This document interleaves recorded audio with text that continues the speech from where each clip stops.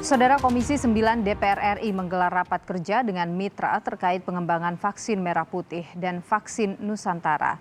Rapat kerja Komisi 9 DPR RI dihadiri Wakil Menteri Kesehatan Dante Saxono, Menteri Riset dan Teknologi Bambang Brojonegoro, tim peneliti dari sejumlah universitas, serta mantan Menteri Kesehatan Terawan Agus Putranto. Wakil Menteri Kesehatan menjelaskan pengembangan kedua vaksin bertujuan mencapai herd immunity. Vaksin merah putih yang tengah dikembangkan direncanakan akan menjalani uji klinis fase 1 pada Juni 2021. Kita sudah melakukan perjanjian kerjasama antara Kementerian Kesehatan dan Kemendikbud untuk melakukan pengembangan vaksin tersebut, vaksin merah putih. Ruang lingkupnya adalah ruang lingkup penelitian, ruang lingkup pengembangan, pengajian, penerapan ilmu pengetahuan dan teknologi di bidang pengembangan vaksin merah putih. Hal ini secara luas terrangkum di dalam beberapa aktivitas yang nanti akan saya jelaskan antara Kementerian Kesehatan dan Kementerian Kemendikbud yang terbagi dalam strategi untuk membuat vaksin merah putih ini menjadi satu kesatuan yang akan implementatif di masyarakat untuk target beberapa tahun ke depan ketika kita sudah kehabisan impor vaksin yang sekarang kita pergunakan untuk gerakan vaksinasi nasional. Ketika ini selesai, kemungkinan vaksin merah putih akan berpartisipasi untuk menjaga kesinambungan dari herd immunity, kekebalan komunal. Jadi artinya ketika daya tahan tubuh yang ditimbulkan oleh vaksin yang disuntikan sekarang itu sudah berkurang atau sudah habis, maka perlu booster atau vaksinasi ulang. Dan disitulah vaksin merah putih masuk. Soal skema mana itu tergantung Kemenkes ya, karena Kemenkes yang menjadi pihak yang melakukan vaksinasi. Kami intinya adalah di sisi penelitian dan pengembangan. Sementara itu dalam rapat kerja Komisi 9 DPR RI, mantan Menteri Kesehatan Terawan Agus Putranto menyampaikan vaksin Nusantara bisa digunakan untuk warga yang memiliki penyakit bawaan, sehingga masyarakat yang masuk dalam pengecualian kriteria vaksin tetap bisa mendapatkan vaksin COVID-19.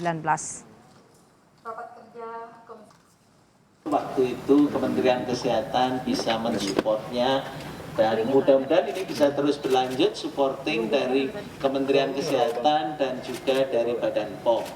Karena itu meskipun PPUK belum keluar, saya tetap mengucapkan terima kasih kepada Badan POM dan Kementerian Kesehatan. Mudah-mudahan ini terus bisa dilanjutkan menjadi fondasi yang baik. Paling tidak kalau untuk mengatasi yang autoimun ataupun yang komorbid berat maupun yang memang terkendala dengan vaksin-vaksin yang lain, ini menjadi sebuah solusi maupun alternatif yang bisa digunakan.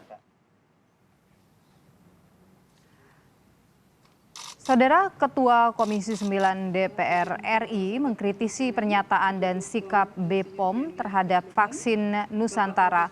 BPOM diminta tidak diskriminatif dan terbuka dalam proses tahapan perizinan vaksin.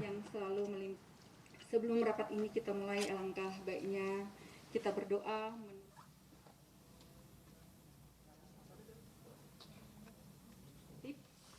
Rapat BPOM dalam hal ini melakukan untuk vaksin anak bangsa gitu.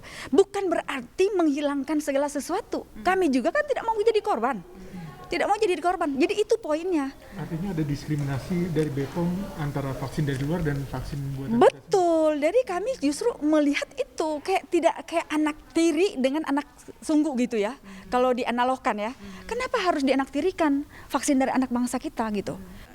Polanya berbeda, ya akan ketemu gitu. Jadi ini masalah komunikasi antar peneliti dengan BPOM itu sendiri. Nah ini dulu gitu, yang dimaksud dengan BPOM apa gitu. Kemudian penelitiannya semacam mana, apa yang dia maksud, dia harus terbuka juga gitu. Kemudian poin yang penting yang kami minta, semua vaksin yang datang dari luar gitu harus sama gitu. Jangan sampai ada yang proses-proses dia tidak lakukan kemudian di sini ditekan seperti itu. Sebelumnya, Kepala Badan Pengawas Obat dan Makanan mengungkapkan proses uji klinis tahap 1 vaksin Nusantara bermasalah. Secara administrasi terdapat perbedaan lokasi penelitian. Penelitian dilakukan di RSUP Dr. Karyadi Semarang, sementara Komite Etik dari RSPAD Gatot Subroto Jakarta. Seharusnya dalam kaidah klinis pengembangan vaksin, tempat peneliti dan Komite Etik harus sama. Pemenuhan kaidah good clinical practice juga tidak dilaksanakan dalam penelitian ini dalam persetujuan yang diberikan oleh Badan POM. Pada tahap sebelumnya, uji klinik fase berikutnya dilaksanakan sudah menunjukkan hasil positif vaksin, memberikan gambaran potensi pembentukan antibodi dalam waktu yang cepat dan menunjukkan data keamanan. Saya hanya memberikan komentar bahwa data yang diberikan tadi tidak sama dengan data yang diberikan pada Badan POM, dan kami sudah melakukan evaluasi dan mengirim surat pada tim peneliti. Di tengah gencarnya upaya pembuatan vaksin COVID-19 buatan anak negeri, tim peneliti dari Fakultas Kedokteran Kesehatan Masyarakat dan Keperawatan Universitas Gadjah Mada mundur dari uji klinis vaksin Nusantara.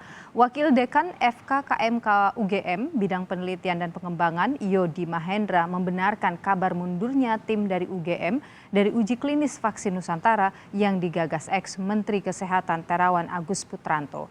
Alasannya, peneliti FKKMK UGM baru sekali dihubungi secara informal. Namun selanjutnya mereka tidak dilibatkan dalam proses uji klinis ataupun penyusunan protokolnya.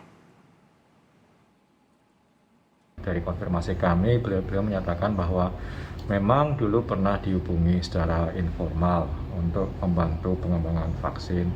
Namun setelah itu tidak ada komunikasi lebih lanjut, tidak tahu perkembangannya. Asumsinya biasanya kalau ditawari seperti itu, kemudian ada formalitasnya, ada semacam PKS, ada pertemuan-pertemuan koordinasi, baru kemudian penelitian akan berjalan begitu. Tapi ternyata tiba-tiba itu sudah muncul di media massa, disebutkan sudah berjalan dan disebutkan di situ ada tim dari UGM yang terlibat di situ. Nah, sehingga teman-teman merasa keberatan karena belum pernah diajak diskusi secara detail mengenai vaksin ini. Saudara, lembaga Batsul